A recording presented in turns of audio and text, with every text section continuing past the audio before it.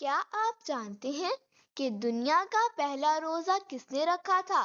رمضان برکت اور رحمت کا مہینہ ہے جس میں مسلمان روزہ رکھ کر اللہ تعالیٰ کی عبادت اور تقوی میں اضافہ کریں۔ لیکن کیا آپ جانتے ہیں کہ رمضان کے روزے مسلمانوں پر کب فرض کیے گئے؟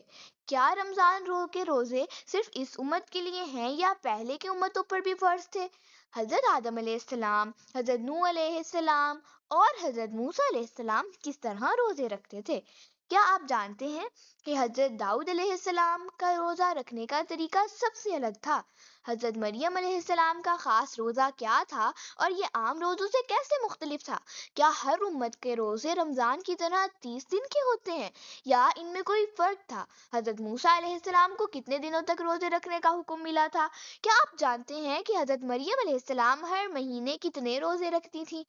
کیا رمضان کے روزے صرف بھوکے پیاسے رہنے کا نام ہے یا اس کا مقصد کچھ اور بھی ہے؟ کیا آپ جانتے ہیں کہ رمضان کے مہینے میں سب سے پہلی وحی قرآن پاک کب نازل ہوا اور کہاں نازل ہوا؟ رمضان کے مہینے میں آسمان کے دروازے کھول دیے جاتے ہیں، اس کا کیا مطلب ہے؟ کیا آپ جانتے ہیں کہ یہودی اور عیسائی قومیں بھی روزہ رکھتی تھیں، لیکن ان کا طریقہ کیا تھا؟ ان تمام سوالوں کے جواب آپ اس ویڈیو میں جاننے والے ہیں، اس لیے ویڈیو کو آخر تک ضرور دیکھیے گا۔ پیارے دوستو، اللہ رب العزت نے قرآن مجید کی سورۃ البقرہ میں ارشاد فرمایا ہے کہ اے ایمان والو، تم پر روزے فرض کیے گئے ہیں جیسے تم سے پہلے لوگوں پر فرض کیے گئے تھے تاکہ تم پرہیزگار بن جاؤ۔ اس لیے ہمیں اس مہینے کا احترام کرنا چاہیے اور پابندی کے ساتھ روزے رکھنے چاہیے۔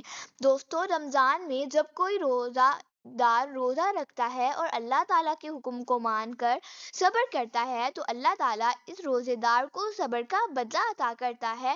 اس مہینے کی فضیلت سے اللہ پاک انسانوں کے رزق میں برکت عطا فرماتا ہے اور غریب سے غریب انسان کو بھی اللہ کی نعمتیں ملتی ہیں۔ اسی وجہ سے اس مہینے کو رزق کے بڑھنے کا مہینہ بھی کہا جاتا ہے۔ ہر مسلمان اس مہینے میں خاص طور پر گناہ سے پرہیز کرتا ہے اور جب تک اللہ کا حکم نہیں ہوتا تب تک کوئی بھی چیز کھاتا پیتا نہیں ہے۔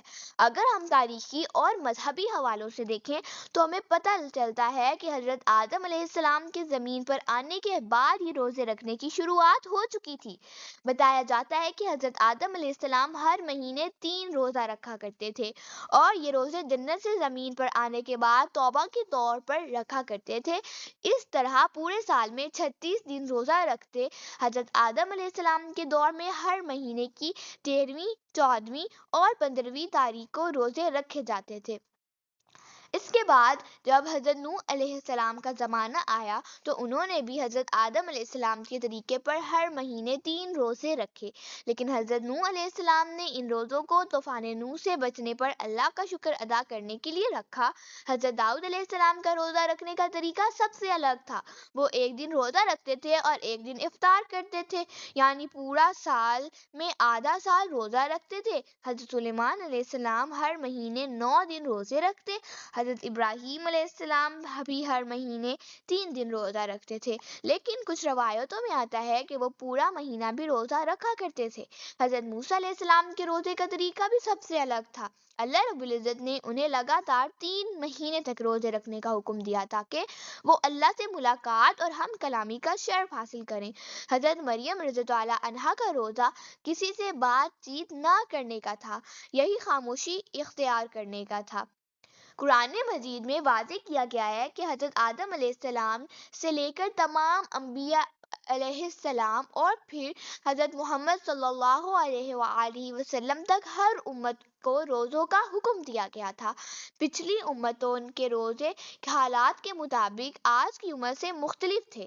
رمضان المبارک کے روزے پچھلی امتوں پر فرض نہیں تھے بلکہ حضرت محمد صلی اللہ علیہ وآلہ وسلم کی امت پر ہجرت کے 1.5 سال بعد مدینہ منورہ میں فرض ہوئے۔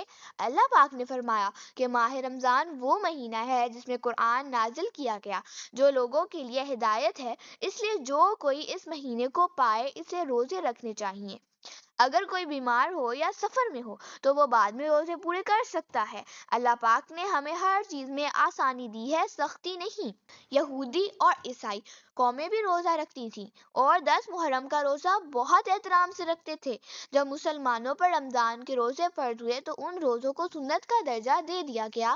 حضرت محمد صلی اللہ علیہ وآلہ وسلم نے فرمایا کہ جب رمضان کی پہلی رات آتی ہے تو آسمانوں کے دروازے کھول دیے جاتے ہیں اور آخری رات اللہ پاک ہر روزے دار کی مغفرت فرما دیتا ہے۔ روزہ صرف بھوک پیاس سے رہنے کا نام نہیں بلکہ اس کے بے شمار فائدے ہیں۔ روزہ انسان میں تقویٰ پیدا کرتا ہے، نفس پر کنٹرول آتا ہے، صبر اور شکر کا جذبہ بڑھتا ہے، غریبوں کی حالات کا احساس ہوتا ہے، صحت کے لیے فائدہ مند ہوتا ہے اور اللہ کی قربت حاصل ہوتی ہے۔ سائنس نے بھی روزے کے بے شمار فائدے بتائے ہیں۔ روزہ دل اور دماغ کے لیے فائدہ مند ہے، بلڈ پریشر کنٹرول کرتا ہے، موٹاپا کم ہوتا ہے، جسمانی طاقت بڑھتی ہے، نظام ہضم درست ہوتا ہے، خون صاف ہوتا ہے اور ہڈیاں مضبوط ہوتی ہیں۔